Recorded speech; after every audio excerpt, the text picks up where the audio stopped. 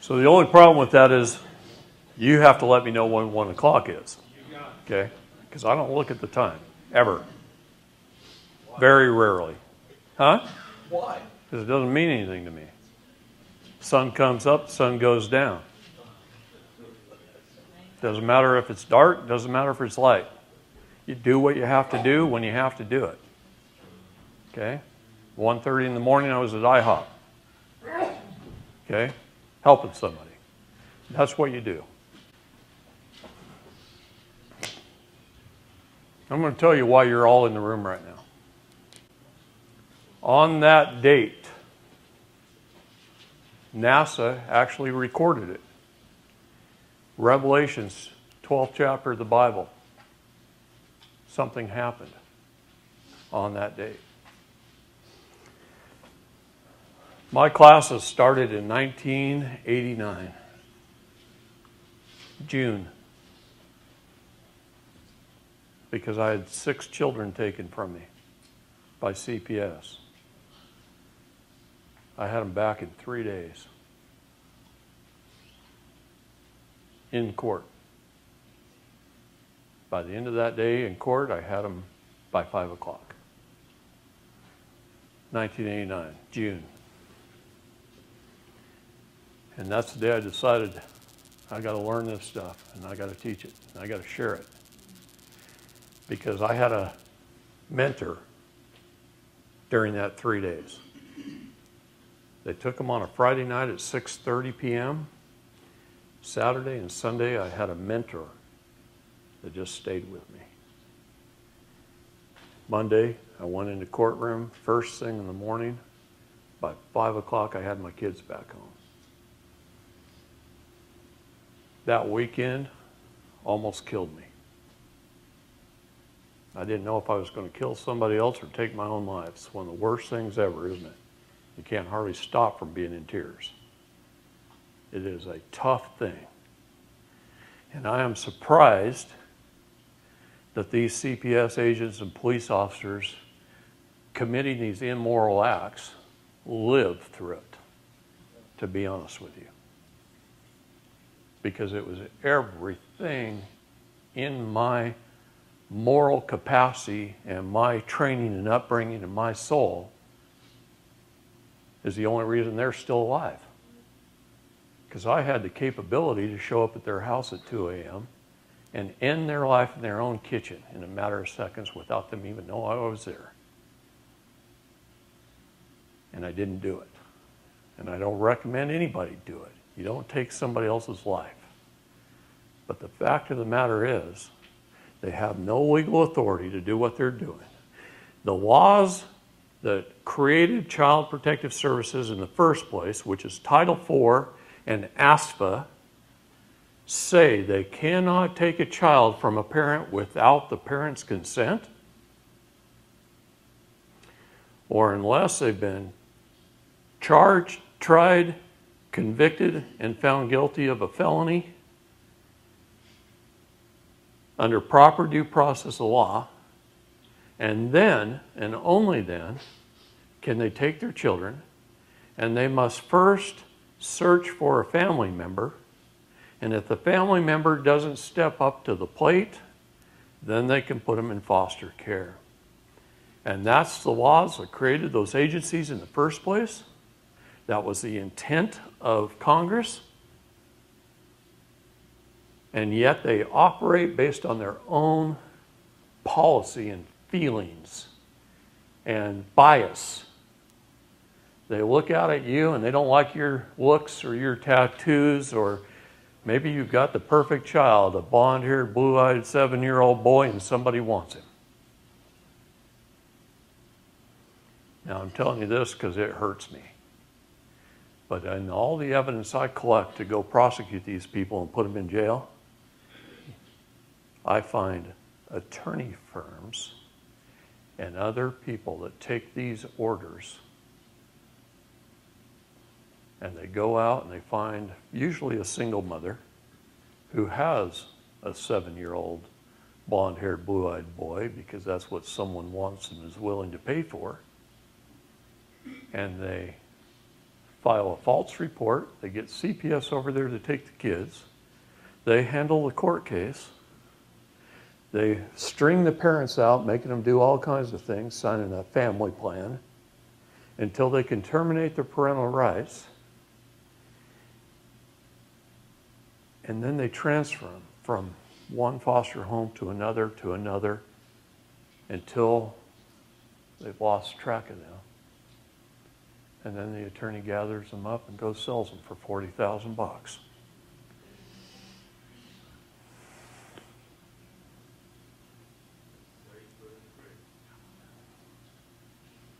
This is when a guy like me wants to step in,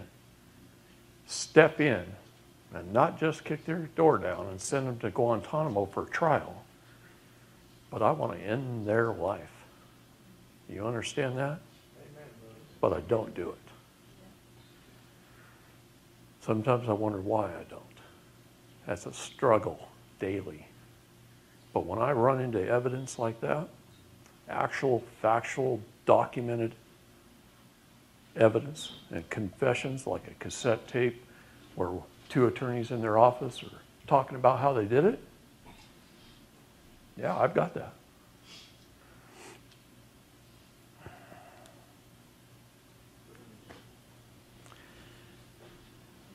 Try them under the UCMJ instead of the DOJ.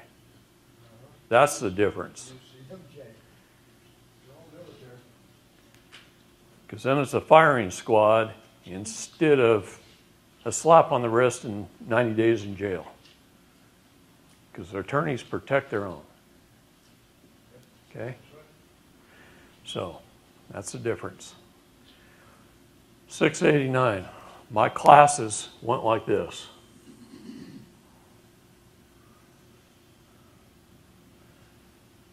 Until that date. And when that date right there happened, my classes went like this. It's like, what did I change? I actually changed clear back in here, so I was prepared for it, but I didn't know it at the time. Right about there is where I started making it simple. This period of time, I just figured this whole thing's very complicated. We had the money issues, the fraud issues of the birth certificate, we had our courts, we had all these ways that they were destroying us and eating out our substance, right? Right. And so it got very complicated the more I learned, because we learn over time. And at that point in time, I made a decision. I said, here I am teaching the same class, got 20 people in it. You know, go to the next town, maybe next month I get to go to one town and it's got 20 people in it. For 20 people, it's kind of expensive to pay all the expenses and sometimes have to rent a meeting hall or whatever for 20 people. So I changed and I said, all right, let's make it simple. What can we do to make it simple? I always think that way. What can we do to make it simple? Start teaching the basics of law, LAW, land, air, and water. Start teaching the basics of jurisdiction. Show people how they get in trouble out there. They already know. You just got to remind them of it in a simple fashion. And then show them how they can change so that they can get out of it themselves. Because if I worked my tail off, I got really good where I could help about maybe 12 people a month.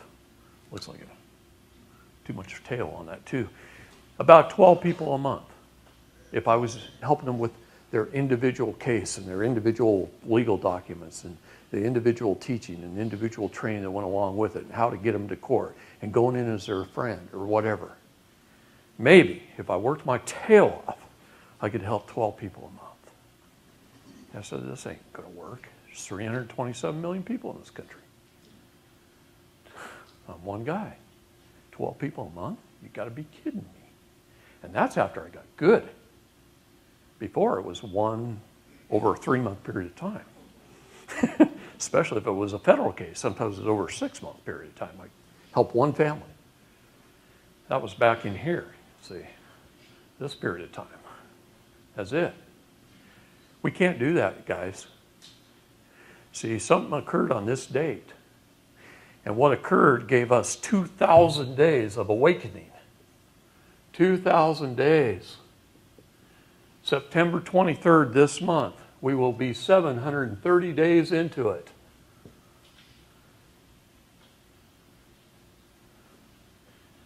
We have to wake up the whole nation in 2,000 days. According to Revelations, on this day, the 2,000th day, the people have risen up and governments fall. You understand that? We come out of her, O ye Babylon, and the governments fall. We're almost 730 days into it. 23rd, we will be. It's a 2,000 day of awakening. It's the woman in the red dragon that appeared in the sky the same day, as it says in Revelations. And NASA recorded it on that day. And on that day, I watched my classes change. I watched people start waking up. And now I'm in 8, 10 cities a month, different countries. Los Angeles, I had 1,000 people plus in the room. In the Tacoma Dome, I had way more than that. Okay, Washington State, Idaho State, and Alabama are leading the pack. Arizona's probably 4th, Minnesota's probably 5th. Let's make Arkansas 6th, guys. Okay. But these states are changing the world. Idaho threw out their entire legislative manual. They threw out their entire regulatory manual. They said, we're going to bring back one regulation at a time that works. They got rid of thousands of regulations that didn't work. Normally, legislators just keep adding laws. Who goes in and purges them? Nobody, right? They just tack another one on top of another one on top of another one. Idaho said, we're going to, oops, caught that, are going to start over. Idaho says, we're going to start over. Alabama is passing some fabulous laws, like they no longer issue marriage licenses. They say, go get married in the family Bible, bring it into a probate judge, and we'll properly record it for you, and you'll be married with God. Through their legislature. You know how important that is? It's we the people standing up.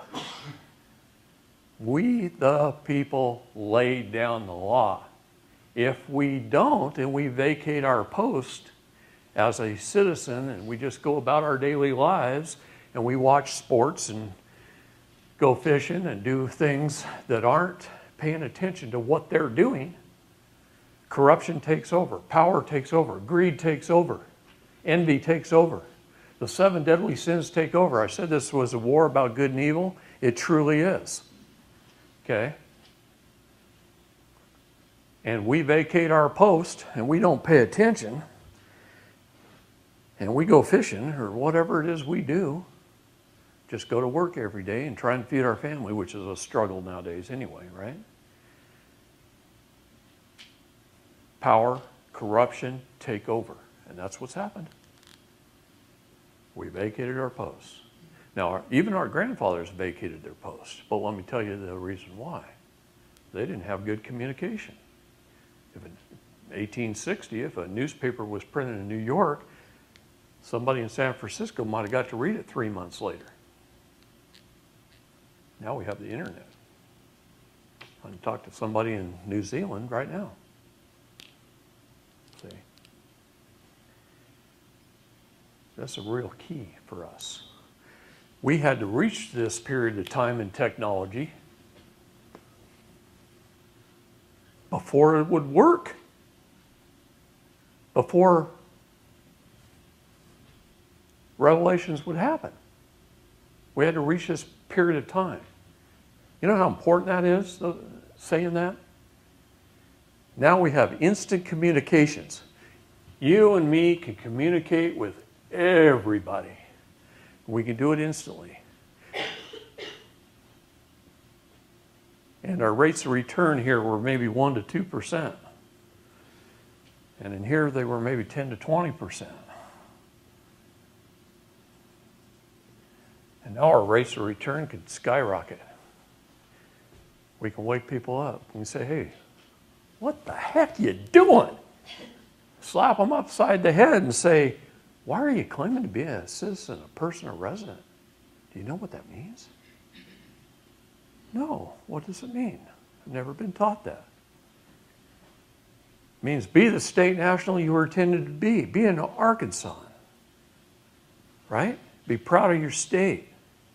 That's what you're patriotic to. Not the state of Arkansas, the corporation, but Arkansas. Two of everything. We've got to know which one we choose. We have the unalienable right of self-determination. That's why I keep saying these things over and over and over again. I got to drum them into your brains so you will go out and be a David Straight and teach the masses. I don't care if it's 5 people in your living room or 2 people in a restaurant. But you need to start having these conversations with others. Everybody has, probably in here, dealt with the law in some form or another, right? How'd that work out for you?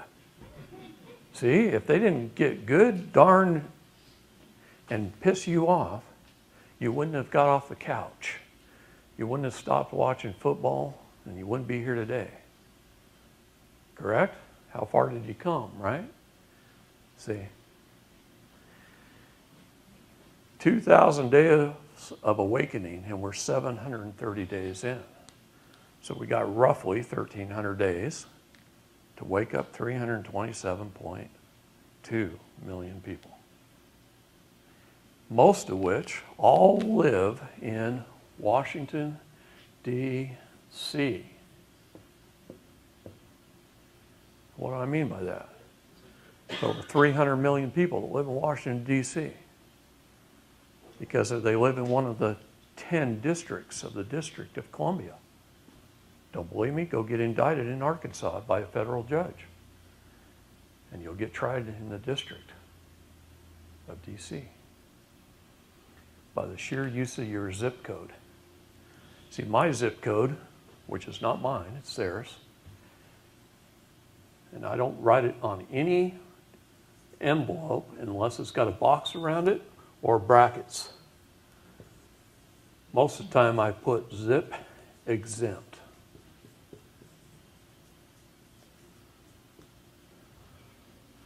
But my zip code says I'm in the 9th district of the District of Columbia. Geez, when I go to Portland to the federal courthouse, guess what? I'm in the 9th district. There's 10 districts. Okay? You reside in the state you live. What does the word resident mean again? Someone there temporarily to do business. That's the legal definition of the word resident. Someone there temporarily to do business. What is business? It's commerce. What jurisdiction is commerce in? Water. When you go in the water, you drown and you die. You're your persona. Now, does that mean I can't write a good contract between 2 men? No. And we can both autograph it. What is the difference between an autograph and a signature? A signature, you're a signatory officer of your company, of your ship, of your vessel. It's your all caps name, it's your persona. If you sign here, you're signing on behalf of your persona, your person. A guy that writes his autobiography and goes and sells it at the bookstore autographs his books as the man. We autograph our documents. A signature line is on the left side of the page. Usually says signature or something else that means the same. An autograph is on the right side of the page, and it usually says by. How are you doing your documents?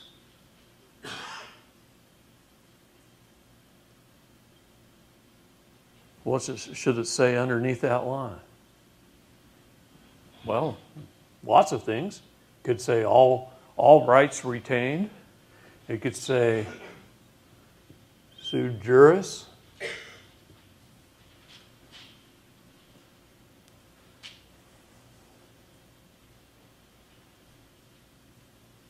How do you argue with that? Judge says, you're in my jurisdiction. Oh, no, I'm not. Did you read my dang documents? What grade did you graduate from?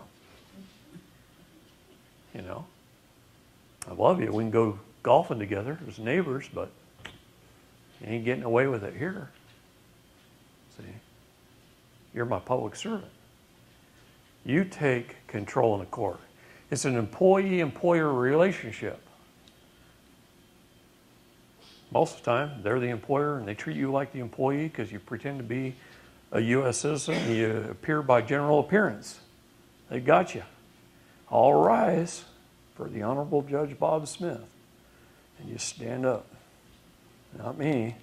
I kick my feet up, lean back in the chair, and challenge jurisdiction right off the bat. Then when he calls your name, you hold up your birth certificate and go, I'm here by special divine appearance, Your Honor, to surrender him to the court. Bailiff, would you take this? I don't even let the bailiff take it anymore. I used to say that. Now I just walk right up through the bar to the judge's table and I'd say, here. And I turn around and I go over to where I'm supposed to stand. And I stand at military attention with my foot slightly forward. I just took ownership of the court. It's my court now. It's my building. See, your documents are your court of record when they are properly served and publicly published. Then it's a court of record. Family courts are terrible, aren't they? They don't go by any rule, any law. Their own rule book says they can break their own rules. Says it right in there. Family courts have no jurisdiction or authority whatsoever. They're not even the bank administrators like a criminal court is. They're nothing. They're a private for-profit entity, a McDonald's franchise. Seriously. And they're telling you what you have to do with your kids and what drug testing you have to get, what psychological evaluation, and do you keep your house clean? Do you feed them properly? Now, your mother can teach you that, right? Go to your family member if you don't know, right? What are they stepping in for? What right do they have to take their kids? Man, I don't know if I can get any more upset when I talk about that. It hurts me to the core, right? And every one of you on every block in this country knows somebody whose kids have been taken. If you don't, go walk around the block and knock on doors, talk to your neighbors. We did that in Phoenix every Saturday for a few weeks, and then they couldn't take it anymore. That's how I woke these parents up. I say, you think you're the only one? Commit to 8 hours on a Saturday. Go door knocking, block to block to block. Knock on every house and ask them one question. Have you ever had any interaction with Child Protective Services? They average 3 families per block. 1 in 6 children. 800,000 children a year. 800,000 children a year. Okay, think about that. This is important stuff. Okay? Really important stuff. We're 730 days into the awakening. It's going to take every one of us dedicated to wake up 327 million people. Because I'll tell you what, have you ever seen that guy on YouTube that goes on the California piers on the beach and he interviews people and says, hey, do you know who the President of the United States is? And they go, no. Right? Right? You see those videos? Crack me up. These people know nothing. Zero. Zilch. Nada. Nothing. Every question he asks, he can go through 20 people before he gets one person who knows the answer. Of course, California. There's something wrong down there. But even they're waking up. The call I got the first day I was here was from a lady in California wanting me to come teach a class. So even they're waking up. This is happening whether we get involved or not. But I'm asking you to. I ain't here for my health. I'm here to train the trainers. Try and do it in a simple manner, teach you simple things in a simple way, talk quietly so that you will go tell others. It does nothing, no good if you guys all go home and go watch football or whatever it is you do. Okay? None. These kind of things I can't say enough. It's the awakening that we have to have. If you want to follow God's plan and change this world and come out of her, O ye Babylon, and stop the corruption, you better wake up. Okay. Whew. Apologize for the rant, but if I don't rant and I don't piss you off, you won't do anything about it. So, all right. Hardcore things. What do you need help with? What happened on September 23rd, 2007? NASA recorded the dragon and the lady in the sky. It's very clearly spelled out, starting in Revelations 12. But it brings it to that date. It's the day it happened. It's the day it recorded it. It's the day people who were awake felt it happening. They talked about it. People who knew the story and have studied the Bible and they know what's going on and what events have taken place predicted throughout history know we were at that point, that it had to happen soon. We were all feeling it. Clear back in the late 1960s, early 70s when I was this big. My dad said, sometime in your lifetime, you'll see it happen. And he says, it'll be 2023. My dad said that.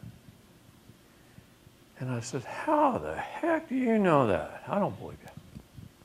And I probably went 20, 30 years without believing him. How do you know? In fact, at one time I read something in the Bible that says no one can predict the day it'll come. I believe that's true. Can't predict the time, the place, or the day.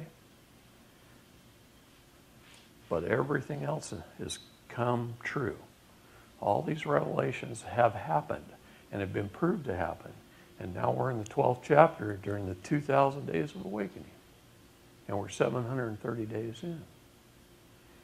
And everybody who's doing this, everybody who's doing this that I brought this up to, says, oh my gosh, you're right. That is when things started to happen. That's when things started to take place. How about the Bundy episode? How about Malheur? Okay, little things take place where you see people standing up and then they go to court and they win and the people go, oh, look at all the stuff they proved in this court case. How'd they do that? It's because there was a few people who taught, just a few of them, and they went out and proved it. And those court cases proved a tremendous amount. The government has never come after a group of people so hard as they did the Malheur trial in Portland, Oregon, and the Bundy Ranch trial. And both of them included the Bundy families. And little boy Finnecum was murdered by the Oregon State Police.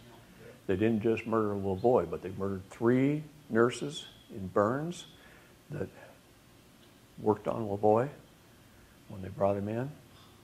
They've murdered quite a few other people, including my best friend, Blake Payne. Blake Payne walked into the Oregon State Police office and called them out personally.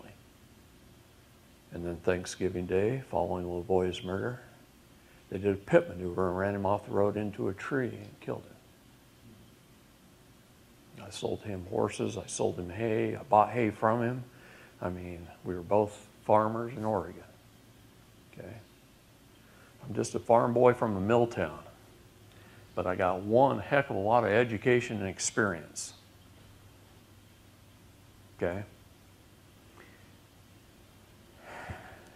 Everything that's happened to me in my life is why I'm here too, just like you. You guys came here because something happened in your life that woke you up and brought you here. You asked a question about what we can learn. How about an affidavit to judgment process? Okay. All right. Notice of appearance, first document. This is my process, and it's one I've developed over 30 years in 1,000 courts. Okay? More than 1,000. Notice of appearance. An error of coram nobis.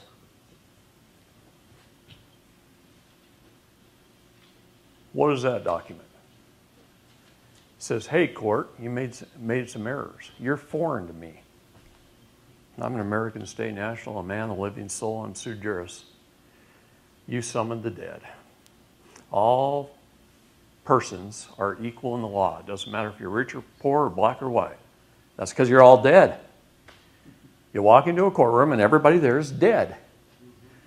They're all on equal standing. Have you ever seen a dead animal on the side of the road stand up and walk away? No, a dead person can't stand. They have no standing. Zero. Until the living walk into a courtroom by special divine appearance and claim to be living, now I'm the only one in the courtroom was standing, Your Honor. Guess what that made me? In charge. The boss. Sui juris. Competent. In control. I don't care how you say it. You can say it all. Doesn't matter. That's what it makes you. If you hire an attorney to go represent your persona, you're incompetent. You're a ward of the state, a ward of the court, unable to speak for yourself. You're infirmed, a minor, or an entity. He says, sit down and shut up. Prosecutor says, you can't talk in court. Judge says, don't bring that Constitution or that Bible into the courtroom. You're not a party to it. Why? Because you were created by government. Okay? That which one creates, one controls. So what's next? Now, there's documents you do before this, the pre-documents, right? We already talked about your passport, your affidavit of repudiation.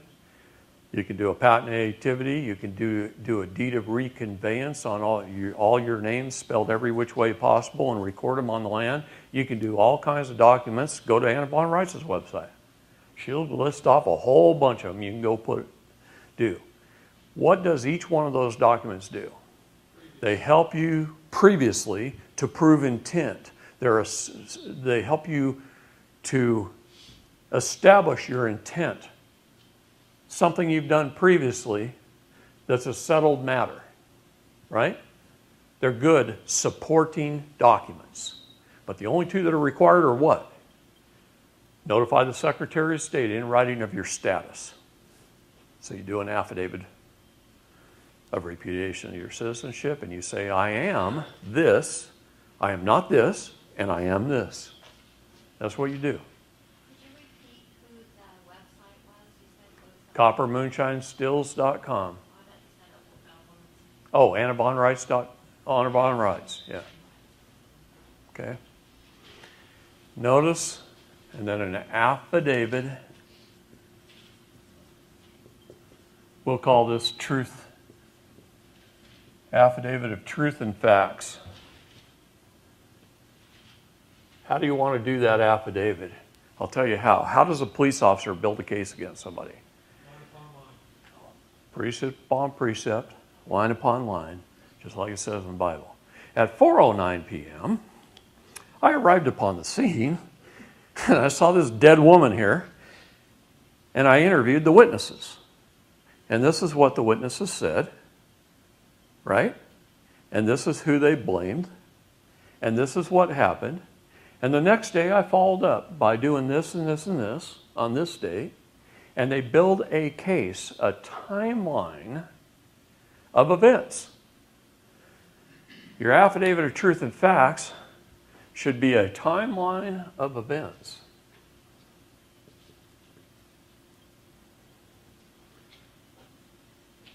A little bit about, once again, the rule of three. I went over this with those that were here, those that weren't. I'm going to say it again. The rule of three. All things in a court of law. Now, a judge can ask you something 3 times, and you got to tell them 3 times, minimum. Minimum. So if you think you only get to tell them once and it's going to work, you're probably wrong. That's a bear trap you're stepping into. You got to tell them everything 3 times. So rule of 3. You can tell them once in your notice of appearance who the heck you are and who you're not. You can tell them again, and then you can tell them again. And then you can walk into court and tell them again. And that's highly advisable. Okay? If you appear properly. If you don't appear properly, it's not advisable. Rule of 3. Tell them 3 times. So your affidavit of truth and facts is a timeline of events. It is the truth that you're going to swear to under oath and under the penalty of perjury in your documents. Why is that so important? Because they're going to come at you with presumption, assumption, tacit agreement, and hearsay. 4 most important words you need to learn in the law is path. Path. Presumption, assumption, tacit agreement, and hearsay. Okay? You get on that path, and you're being railroaded. So you need to know it so you can avoid it. There are constitutional and jurisdictional bear traps. Presumption, assumption, tacit agreement, and hearsay. No fact or truth shall be tried in court. That's what that adds up to. Where is the first-hand witnesses that say she did what she did or he did what he did? That's the reason that they stepped in and took their kids. What is the reason, and who is the first-hand witness, and was there a corroborating witness? It takes 2. Who is willing to file a claim or an affidavit or a sworn testimony in front of a court of law. Otherwise, everything they're doing is hearsay. A police officer who showed up on the scene did not witness the event. He came after the fact, and he wrote down what he believed to have happened. Can he be wrong? Heck yeah, he can be wrong, right? It's not a fact. Anything he says is a second hand at best. Okay? This, means you are swearing to it under the penalty of perjury. It better be yours. If you're going to take an affidavit off the internet or from me or anybody else, you better make it yours, and you better learn what it says in that document. Don't just take a 30, 60, 90-page affidavit and go file it. If you don't know what it says, you're in trouble. You could go to jail just for the perjury aspect. Okay? Huh? Paper terrorism. Right. If you don't know what's in the document and you don't believe it, and it's not truth and facts, it's paper terrorism. So an error coram nobis is saying, hey, court, you're making some critical errors here. That's what it does. You are foreign. Have you registered under FARA, Judge? Of course not. But if you're an Arkansas, try that again. An Oregonian, like me, and I step into court as a man, as sui juris, a living soul, a son of God, and I'm an Oregonian because I choose to inhabit the land. I'm not a resident, person, or citizen. And the judge takes jurisdiction when I've appeared by special appearance. He just committed a crime, a felony. In fact, lots of them. He's deprived me of my rights under the Code of Law, so Title 18, Section 242. The prosecutor's helping him and the cops are helping him. That's a conspiracy to deprive me of my rights under the Code of Law, Section 241. These are all felonies that carry prison sentences and fines, usually around $250,000 apiece. Okay, up to 10 years in prison.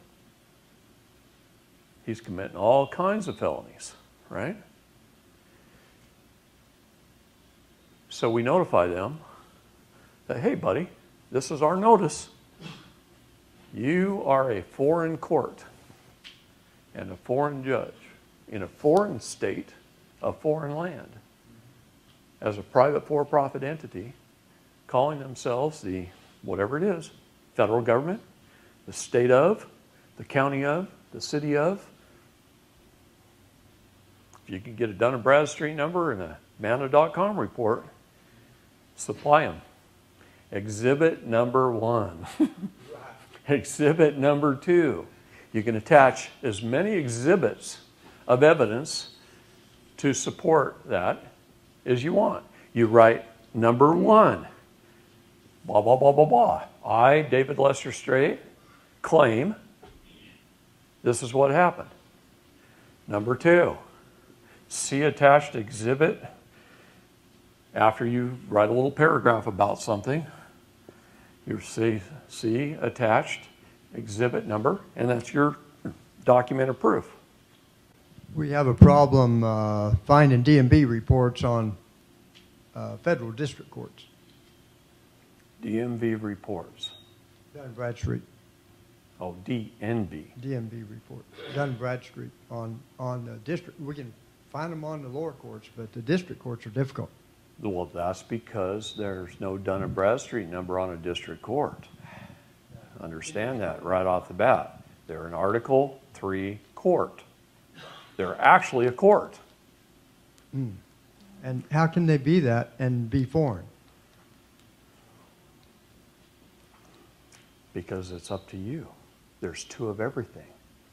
It's how you walk in and appear. Do you turn over jurisdiction as a general appearance, or do you appear by special appearance? Do you walk in there and say, I'm a man, a living soul, or are you a person? Everything you determine. Do you walk in there and say, Judge, I'm here by special appearance only to call a constitutional court of record and ask for a summary judgment on the truth and facts in my affidavits that are on the record? And then shut up. Now you just changed the court. Now it's an Article 3 court. You see what I mean? They have to switch hats. They went from bank administrator, representing the corporation, and the rules, codes, and statutes, the SMU. We're in a church. Shit made up. Okay? Yeah, it's all word salad. Everything is word salad. It's crap made up. SMU. See? Diction. Words are important to determine what juris or right law under which you are standing. They can hold a bank administrative general appearance court on a persona all they want to, if you let them. Or you can walk in by special divine appearance, calling for a constitutional court of record, an Article 3 court, asking for a summary judgment on my court of record, which was your paperwork properly served and publicly published, and filed with the court. Now you sit back and shut up. What are you going to say, Judge? You got the evidence. There's the truth and facts sworn under the oath of the penalty of perjury. Or you got his bull crap hearsay, his SMU, his word salad, his presumptions, assumptions, tacit agreement, and hearsay. How are you going to rule? See how easy it is to win in court? You got to know how to appear. You got to take charge. You got to have truth and facts. You got to let them know who you are, what they are, what is our relationship. That's it. So here's your documents. Status, standing, and jurisdiction are everything. I said that yesterday, right? They're everything in law. Everything is determined by those three things. If you don't know your status or who you are, if you don't know how to appear, if you don't know, that's standing, by the way, how to appear is standing, and you don't know what right law your words are going to be used to determine, because I can travel in private upon the highways in my automobile with nothing more than my passport as my papers and my protection, and I'm lawful. Or I can drive or operate a motor vehicle with a driver's license upon the roadways and follow the statutes, I am legal. Both of those sentences mean going down the road in a car, right? But I just separated the jurisdictions by the words I used. Get that? Most of us walk into court, we lose because we use the wrong words. We jump back and forth with jurisdictions like we're jump roping a rope. We're walking in the water, the land, the air. We're talking about trust. We're talking about contracts. We're talking about property and equity. And we jump back and forth because we don't know who we are. We don't know our status, standing, and jurisdiction. We don't know how to control each one. So you say, what is the law? Where does its origins come from? How did we arrive at this thing called law where a small group of men could put something down on paper and hold me, a man, accountable?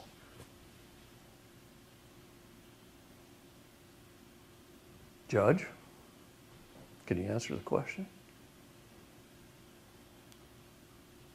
No. They open the door. You ask the question, they answer, they open the door. Now you can respond and rebut their answer. So you say, hold on there just a minute, Judge. Just like a school crossing guard stopping traffic. Hold on there just a minute, Judge. In Genesis 1:26-28, God gave me, man, dominion over the land, air, and water. This is law. The land is common to all mankind. It's property, equity, and rights. The air is ecclesiastical or canon law, which is trust law. And the water is admiralty or commerce, which is contract law. Which is the right law that we're under? Which is juris?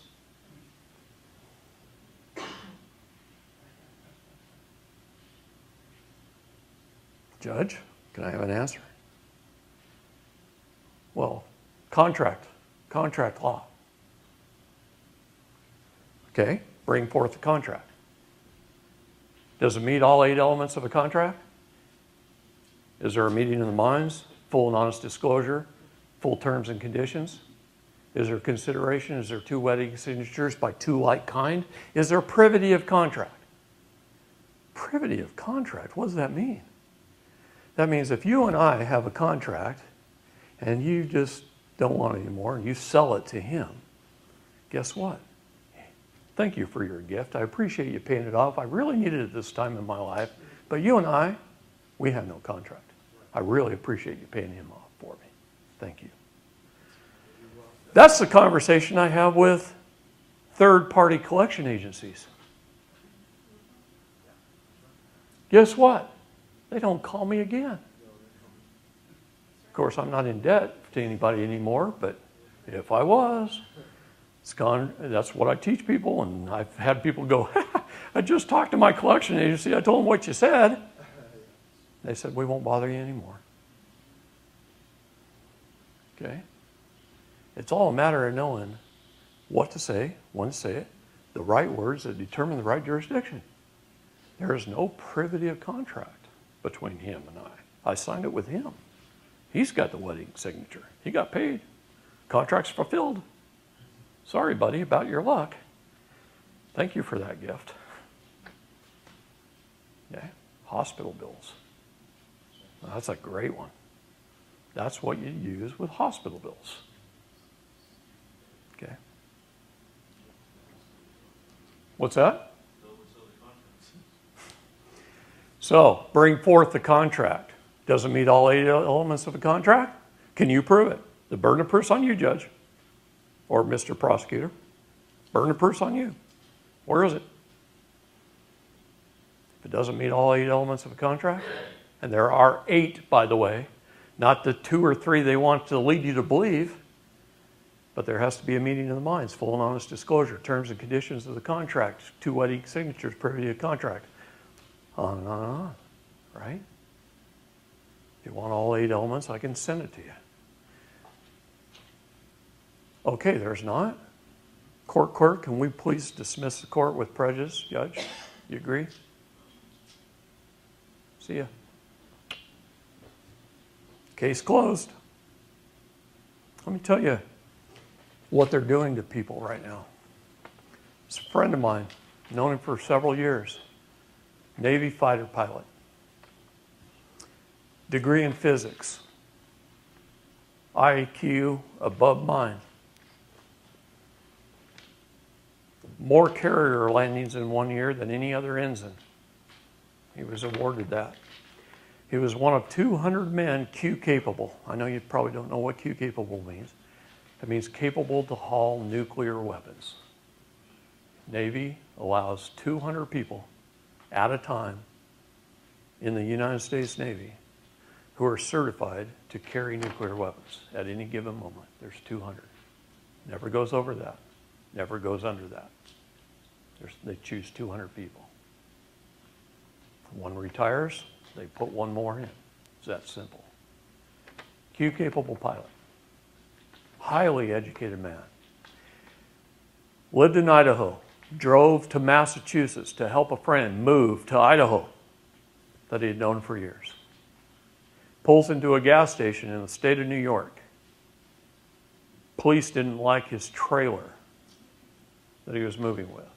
In the state of Idaho, if you can see the taillights on a pickup, I don't know, every state has different statutes, but if you can see the taillights on the pickup, your taillights on the trailer don't necessarily have to work. They do want the license plate light to work. Isn't that kind of weird? Anyway, they don't have to. He had one on, working, fine, and one of them had went out. He didn't even know it had went out. Cops stopped him. Asked him for his driver's license. He says, "Oh, you don't use a driver's license. I don't drive." He goes, "I travel." The mistake he made is he didn't have the passport with him. He had a driver's license in the glove box of his car. They asked him if he could produce a passport. He says, "I have one, but I misplaced it. I was in a hurry to help my friend move." "Can we search your car?" "Nope." "Nope, you do not have my consent to search my vehicle." They walked him back to a cop car. Another police officer showed up and went through his vehicle. Not the one he had a conversation with. Another one. And they found his Colt 45 service weapon. In Idaho, there's not a pickup in the state that doesn't have guns in the car. That's a normal thing. Every one of them has one. I'd be surprised that you can find one that didn't. Usually there's one under the steering wheel, one under the seat, and two in the back window, and plenty of ammunition. Okay? That's what we do in the West. Look in my truck, you'll see the same thing. Okay? I'm prepared at all times. The only time I'm not is when I have to fly. somewhere. And then don't need it anyway, if I can get close enough. Okay?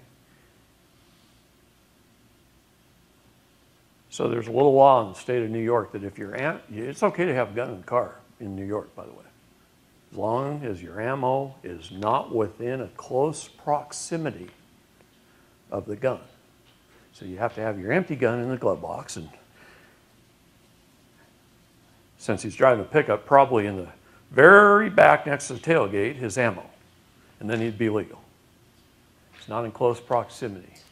Of course, if he was carjacked or mugged at the gas station and a group of gang members is chasing some lady across the street, how does he grab his weapon and go help? Right? Dial 911 and wait 20 minutes for him to get there.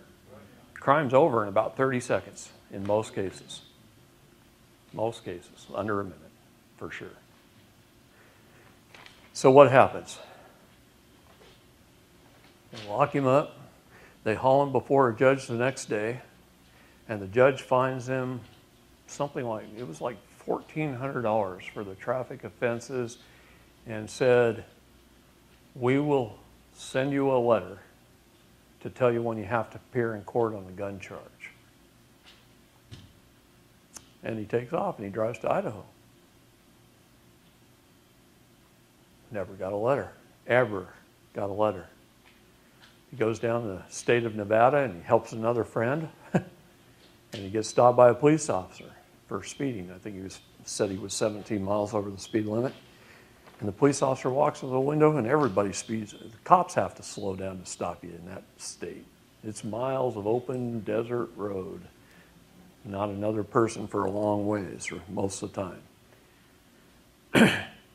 And the cop says, I'm just going to give you a warning. 17 over the speed limit, no big deal. Except, I ran your plates, and you've got an outstanding warrant, and I have to hold you 3 days to see if the state of New York wants you or not. After 3 days, I'll turn you loose if they don't want you. On the third day, they flew him to New York. On the gun charge that happened 3 years ago. And this was in March of this year, I think. I'll read this and we'll know. But there's a reason I brought this, okay? Because I want to show you what they can do to you or your neighbor or your son or your daughter or your girlfriend.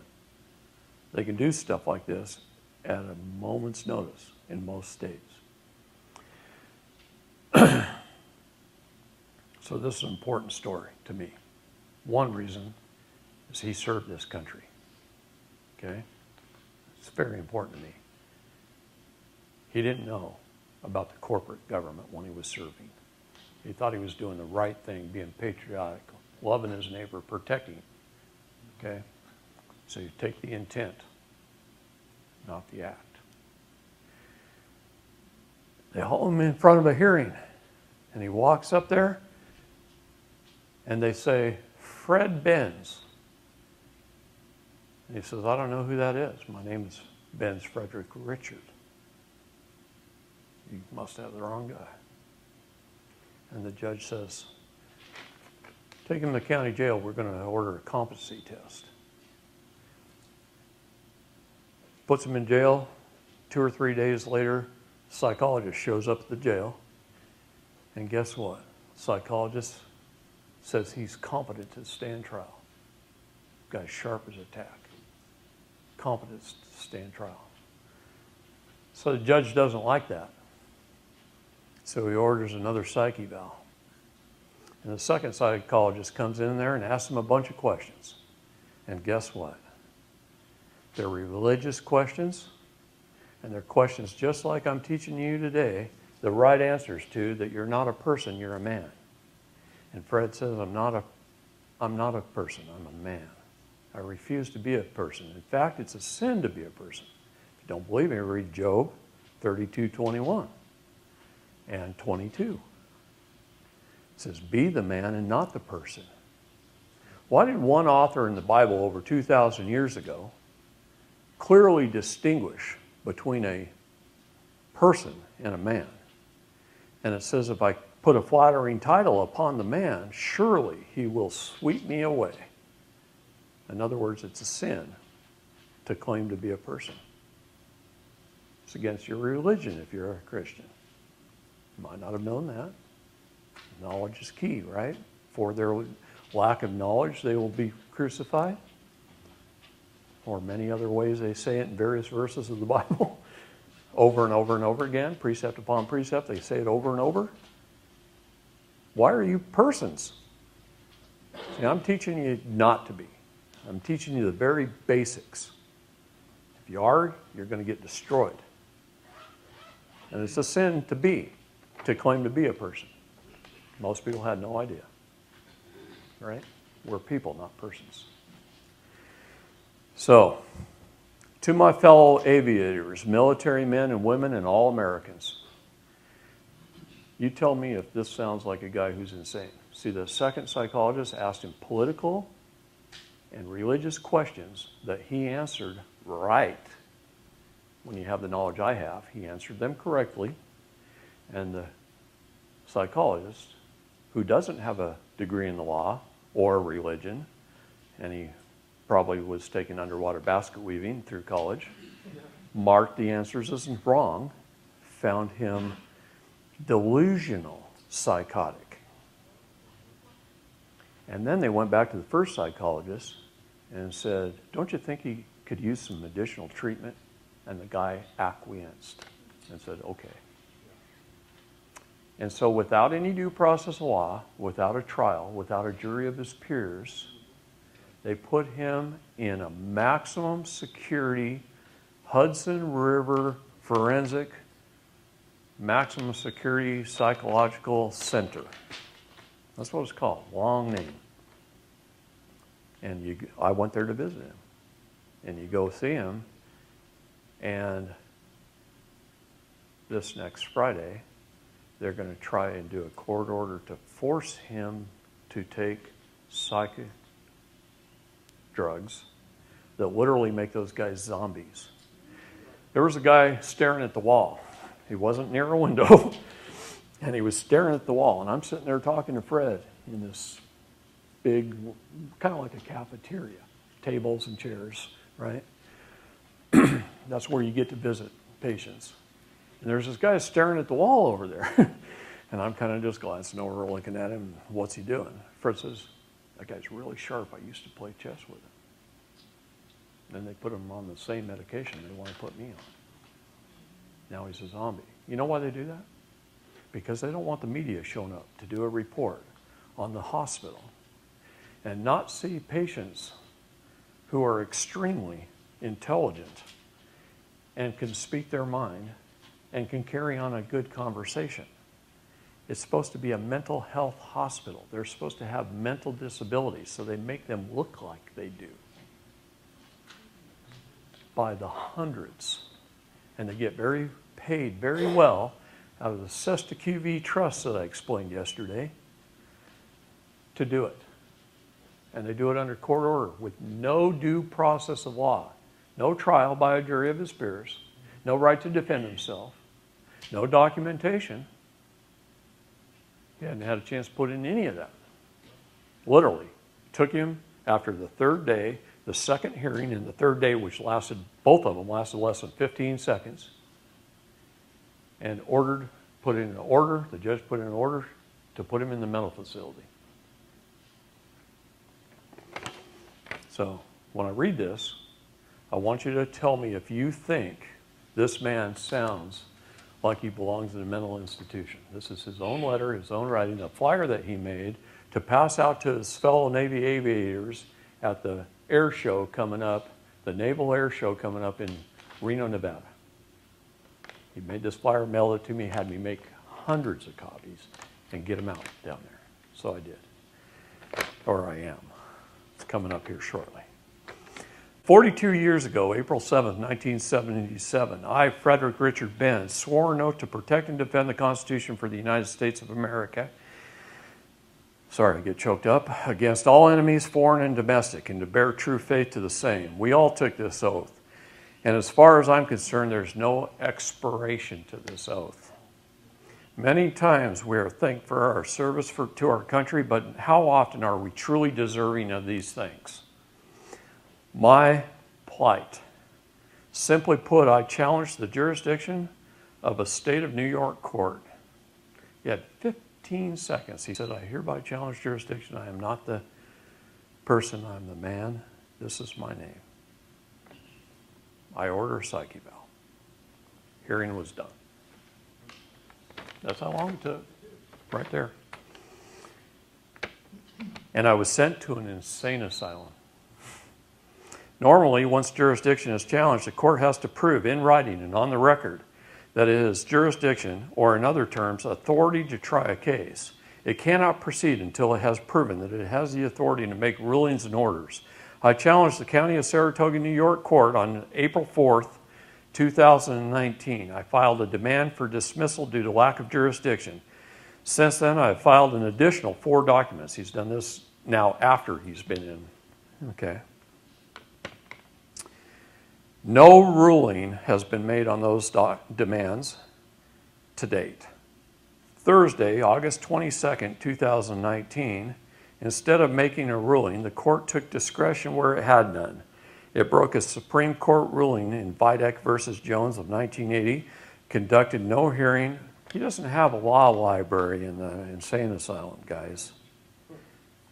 He's quoting law off the top of his head. No computer to reference anything, no phone, no smartphone, no Google. You see what I mean? Videk versus Jones, 1980, conducted no hearing and sent me to the Mid-Hudson Forensic Psychiatric Facility in New Hampton, New York. I was not allowed to face my accusers. There was no real hearing, no real trial. I was secretly sentenced to an insane asylum. This was a star chamber type event here in America, the land we all swore to protect. This is despicable and a violation of the 5th, 6th, and 7th Amendments to the Constitution. So my fellow brothers and sisters, is this what you signed up to protect?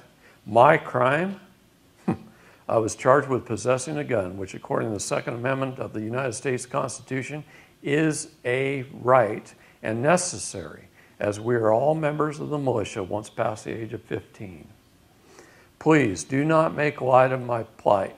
For more than 2 months, I have been locked up in this place where pharmaceuticals are used to re-educate the poor souls that have been sent here for incompetency. Yes, they are attempting to gain a court order forcing me to take mind-altering drugs, an action prohibited by my religion. The way out of here is to adhere to their doctrines of law, where the courts have the power to judge a man, not a jury of his peers per the common law. I served 14 years in the active and reserve Navy. I flew the A-7E off the forward deployed USS Midway, CV-41, a member of Air Wing 5. In July 1980, the Tail Hook Symposium awarded me the most carrier landings by any ensign in the Navy. I am an Eagle Scout, a graduate of Harvey Mudd College in physics. I'm a man with children at home and a wife of almost 27 years, and I am not happy. Yes, it is very fun flying for the Navy. We think we are standing between the enemies of America and our brothers and sisters at home.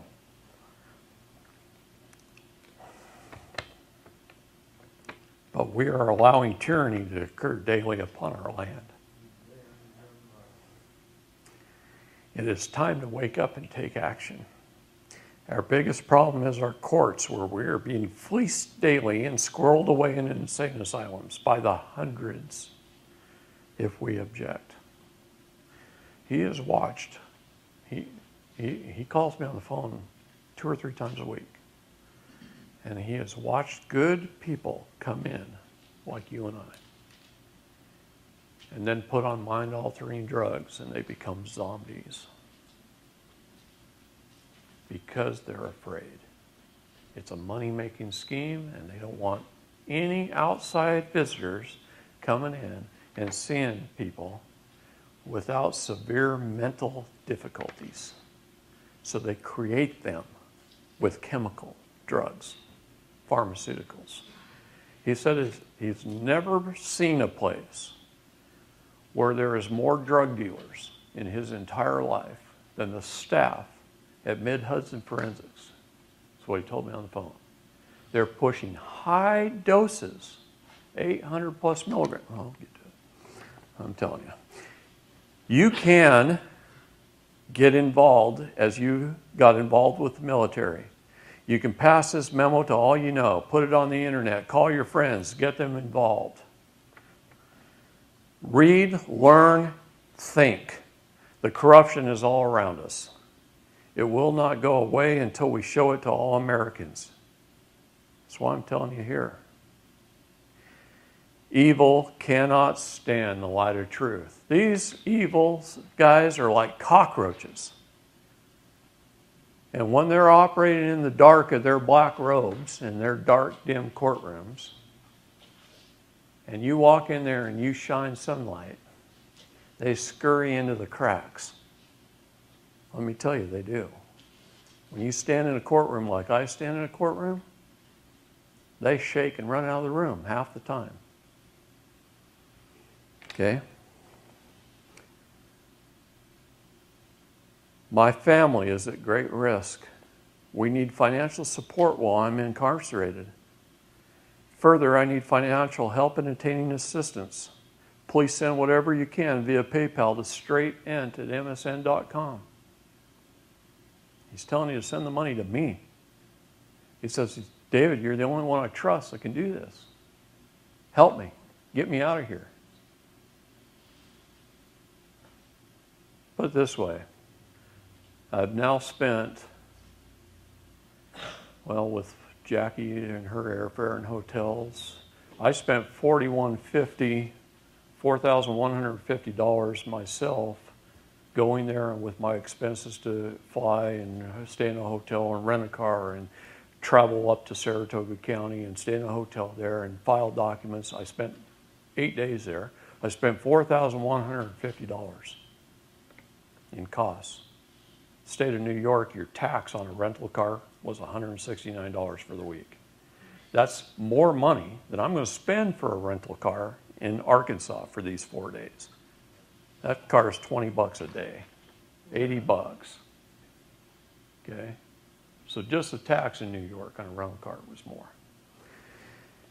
Everything there is more. A hotel's $200 a night if you can find a cheap one.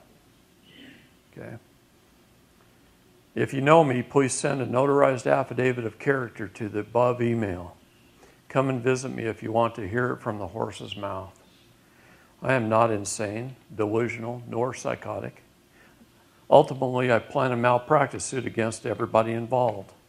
Thank you in advance for your support. This is not about me, but rather us and our children's future.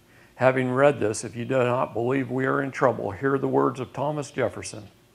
If a nation expects to be ignorant and free in a state of civilization, it expects whatever was and what never will be. May God bless you, Frederick Richard, former Lieutenant Commander, United States Navy. Sorry.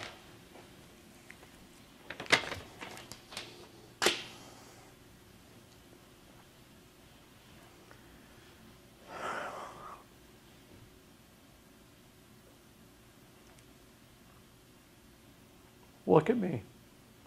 Look at the scars. Want to see bullet holes? I got shot right here in the chest. I stood and defended this country in more ways than one. And nothing hurts more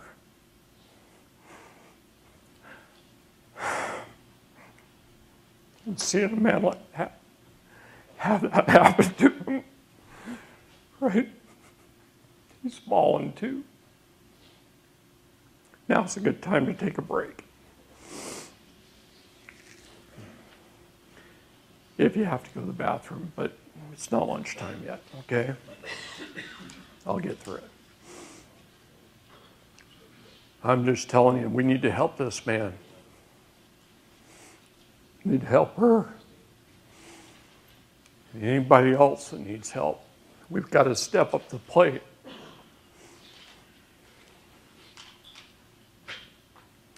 I've spent over $1 million of my own money since I started this.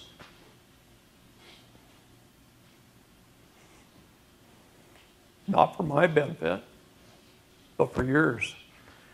I paid out until I had to have an agreement with my wife that my expenses at least have to be covered. Okay? Because for a long time I was doing this for free. All my airfare used to come out of my pocket. I wore out several cars traveling around.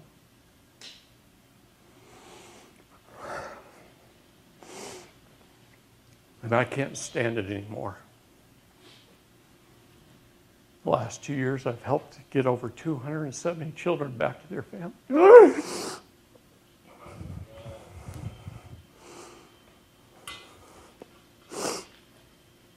It's not enough.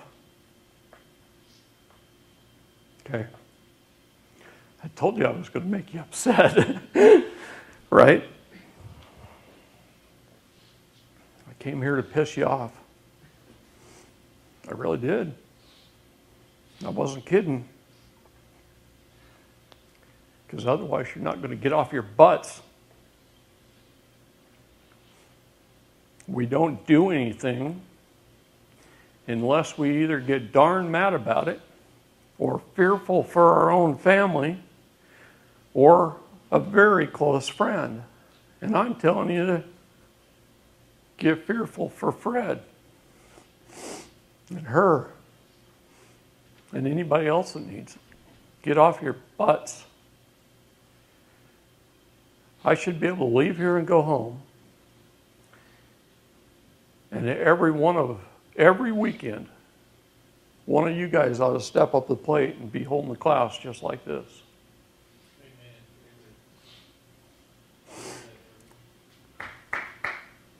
We're almost 700 days. We're 700 days plus into it, almost 730, 23rd. We got 1,300 days, guys. You don't have time to sit around. You don't have time to put it off. You don't have time to spend all your life studying or watching YouTube videos. Stop it. Knock it off. Quit studying complicated crap that's going to take you years to learn. We're out of time. LAW, jurisdiction, what is it? How do you appear? What documents do you file? Get this crap over with. Where's the contract, Judge? Is that the jurisdiction you're in? See, you have to establish who you are, your status. You have to establish your standing. You have to establish which jurisdiction you're in, what words you use to determine it. In other words, legalese.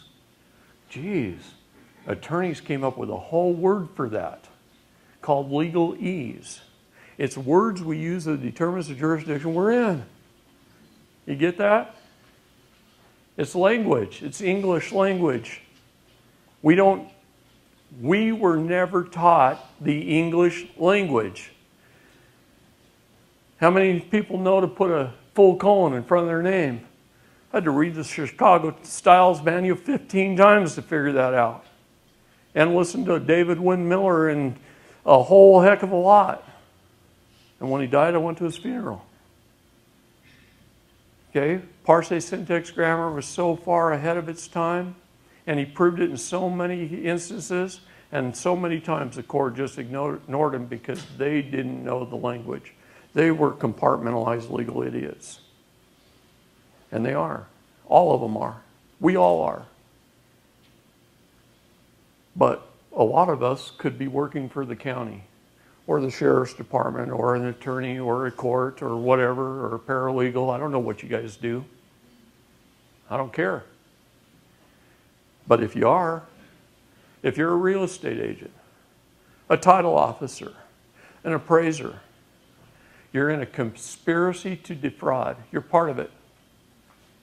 You're one of the actual criminals stealing from the people, your neighbors, yourself, your grandmothers, your brothers and sisters. You're in a conspiracy to defraud and you don't even know it because you've been a compartmentalized legal idiot your whole life, so wake up. See, this is the reason a con man who wants to pull off a con job and rip off millions of people doesn't tell the people he has to hire to help him do it what the con is. He doesn't tell them that. He doesn't tell them, lay it all out. He doesn't lay it all out. He compartmentalizes each person and says, you're the getaway driver, and you're this, and you're that, and you're whatever. And then, that's a conspiracy to defraud. And each one of them go to work every day for 8 hours, and they go home and they get to spend it with their family, and they sleep okay, and they get a paycheck at the end of the month, and they're happy. Because they don't even realize that they're stealing from everyone else. Compartmentalized legal idiots. You could be an appraiser, a cartographer at the county, a county recorder, a court clerk. Hundreds and hundreds and hundreds of positions out there where you're part of the conspiracy to defraud and you don't even know it. How does that make you feel? See, I guarantee you, nobody else who's ever going to come talk to you talks to you like I talk to you. Very few of them look you in the eye, pay attention, plan their pauses, slow their voice down, give you time to think in between what I'm saying. Because if I just rattle stuff off, I could rattle stuff off the top of my head all day long, and we could just argue about it, and I'd win every debate. And I could do it quickly. But if I talk to you the way I'm talking to you, with my heart and my soul and my beliefs, well, now we're all friends. We're family. We're neighbors. See? And maybe I can get you off your butts, because it's hard. I admire you guys for just even being able to sit this long. And a little while ago, I was flat shocked when I said, hey, let's all take a break, and not a single person stood up. And I paused for a few seconds, and not a single person stood up. Do you understand what that is to a guy like me who's a speaker talking to a group?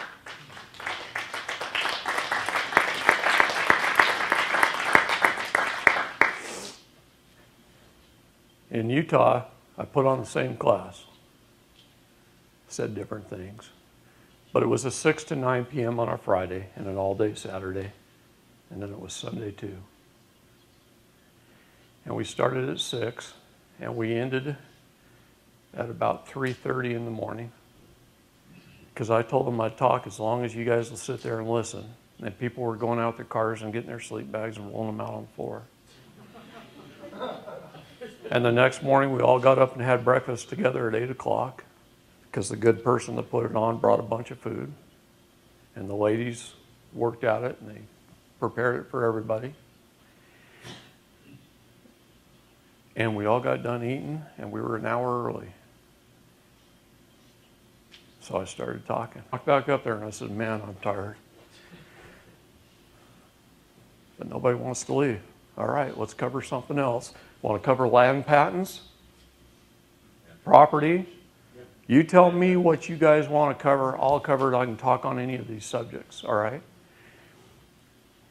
But nobody got up. All day Sunday, we were supposed to end at 5. We quit at 9:30. Nobody wanted to leave. Nobody wanted to go home. A couple people said, David, you need any help with your horses at your ranch? I can come live on your property for a while just so you'll be my mentor. Okay? I don't think I'm that special. I just think that I say things in a way that you need to learn to say things. Because when you do, you'll become effective. And you'll start filling classrooms. And we've got 1,300 days, guys. Don't believe me? Start at Revelations 12. And don't take my word for it.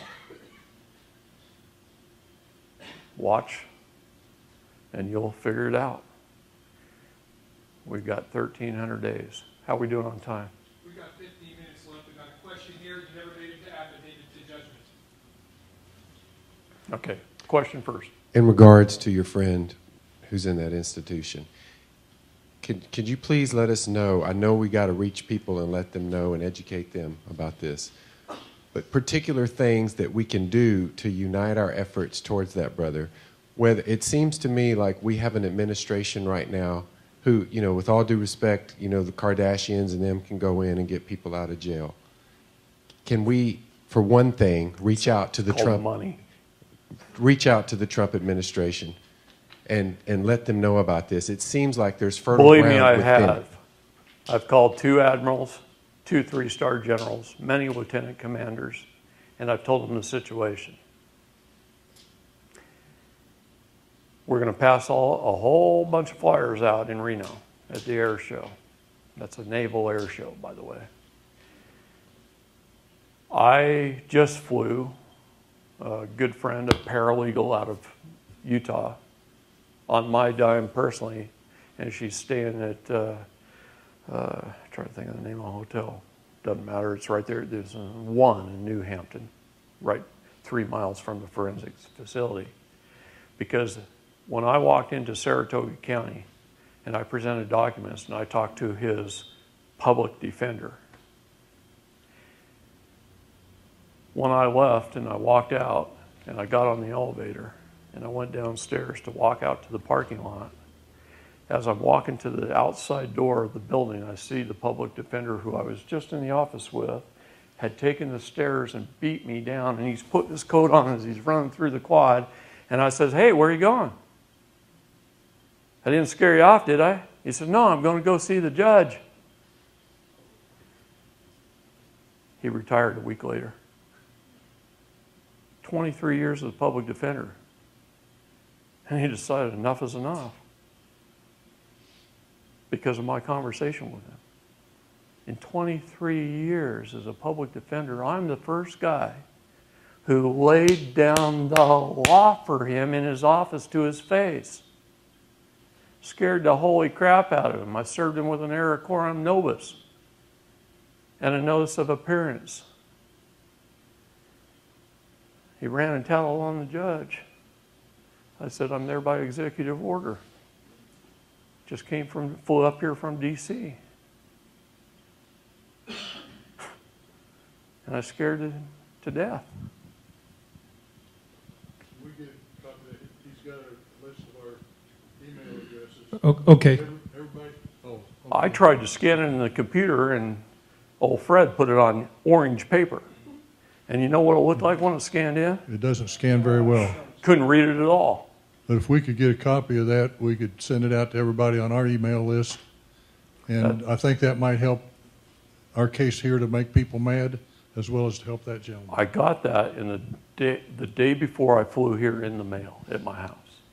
Fred sent that to me, along with his psychological reports and his court order where they're going to try and put him on drugs. And David, once again, I'll make it really clear that everything that David gives me to give to you will be on the myhouseshallbecalled.com, including that document. So, Anybody got a copy machine? yeah, I've got one at the office, and I'll Just, you mean before you leave, right? Yeah. Yeah, I'll do it. okay. It'll be there. It's the only copy I have. I won't lose it. It's folded that way because he put it in an envelope and sent it to me. Okay. Once you do the affidavit,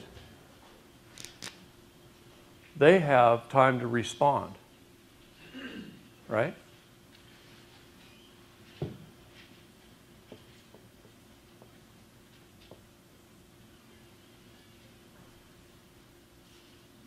They might have got it at 5 p.m. on certain day, right? So on the 22nd day, make sure you give them a full 21 days. You do if you haven't already in your document, you can do a certified proof of service in your document. But if you haven't, on the 22nd day, do a certified proof of service.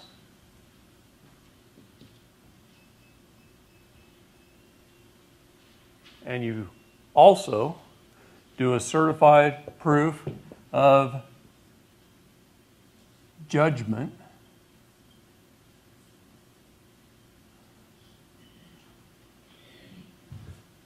of unjust rebutted affidavit.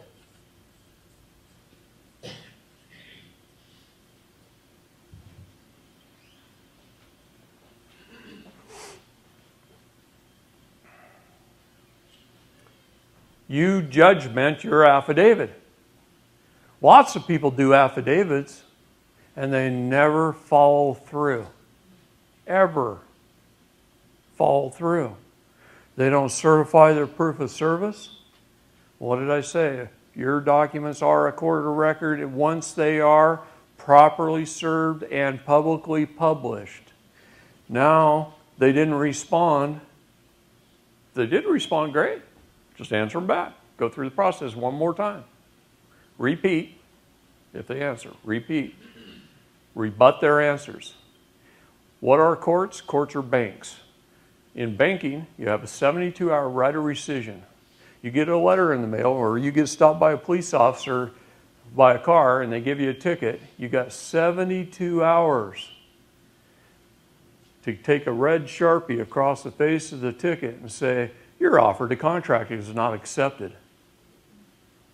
While traveling in private in my private automobile upon the roadways, you are operating under Title 18, Section 241 and 242 as a conspiracy to deprive me of my rights under the color of law, and you mail it to the court so that they receive it within 72 hours. If you don't think they'll receive it in 72 hours because you screwed up and waited 48 to mail it or it was a weekend or something, you do an affidavit of certification that you mailed it within 72 hours and you send it with it to make sure. Might be a good idea to make sure even if you mailed it that same day, in case the post office screws up, lets it sit somewhere. Okay? Because otherwise you got to go defend your postage stamp and all that stuff, right? So send it in, rescind the ticket. You were traveling, operating in private upon the highways, and they thought you were in commerce. Did he walk up to the window and say, hey, are you operating in private or traveling, or are you in commerce? No. So since he failed to do his job and ask that question before he proceeded to write the ticket, and he just gave you one, say thanks. I'll take care of this by mail today, and it'll go away. Sorry you wasted your time, officer. Have a nice day. And you just write with a red Sharpie. I carry red Sharpies and purple pens in my car. Okay? I carry a file folder in my car with about 60 pages of case law saying I can travel upon the roadways without a driver's license, and if he really wants an education, I'm happy to give it. Read this, officer. Here, read this. Here's a whole file folder. Take that home with you. Read it. I can print another one off tomorrow. 60 pages of case law of every state in the United States and the Supreme Court cases and everything else that says I have every right, if I present you with a passport, to travel freely upon the roadways. I presented it at toll booths. Told the toll lady, hey, here's my passport. I'm not going to be charged a toll today. I am free to travel upon the roadways. Probably saved me $160 while I was in New York. So every time you pull off the freeway, see, here's a little key to all this. The interstate highways going through New York don't have toll booths. The toll booths are on the exits. They get you for interstate commerce once you enter the state of New York. A little key to this whole thing right there. Now Chicago, on the other hand, Illinois, we already talked about it being a communist state, right? That's different. All right. Judgment of unrebutted affidavit. Now what? You publicly served it, publicly published it, filed it with the court, and now you do a notice of and I'm assuming you by this time you're all going to be state nationals. A notice of foreign judgment. Hey, Judge, I went through the administrative process and I just judgmented all my documents. In my documents, I stated a remedy. Okay, don't forget this. In your affidavits, you must state a remedy. Remember where I was telling you the story about when my kids were taken? And I'm standing at the desk as a 26-year-old snot-nosed kid just out of the military? And the judge says, well, this is your court. You called it. Emergency hearing. We're in his chambers. Right? Not all of you heard this, I don't think. And he goes, well, what do you want to have happen here? And I said, well, I want my kids back by 5 o'clock today, and I want him fired. And I was pointing to the CPS worker. And the judge says, okay. Have his kids home by 5 o'clock and give me your resignation. I felt so bad about that at 26 years old that I called the guy the next day and said, I apologize for you losing your job. He says, I've been here 23 years working for the state of Oregon as a CPS agent, and I'm darn glad to see you did what you did. He says, I was so sick and tired of kidnapping other people's kids that I couldn't hardly live with myself. You did me a favor, kid.